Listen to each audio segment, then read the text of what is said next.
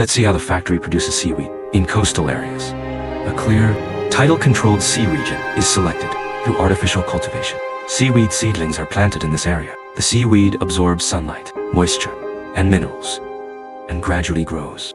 When the seaweed reaches its optimal growth, workers begin harvesting. The harvested seaweed is then sent to the factory, where it is poured into cleaning tanks. After repeated washing, the surface impurities and dirt are removed.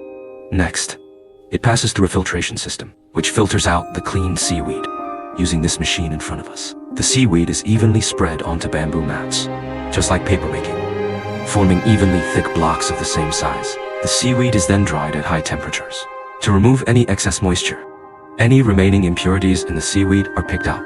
Once the seaweed is fully sorted, it is cut into different sizes according to production requirements. Various seasonings are sprinkled on, and the seaweed is collected in transport bags. A pre-prepared sauce is sprayed on, and a simple process of juice reduction is done with an iron plate. Finally, it is rolled into small rolls. The crispy and fragrant seaweed is now ready.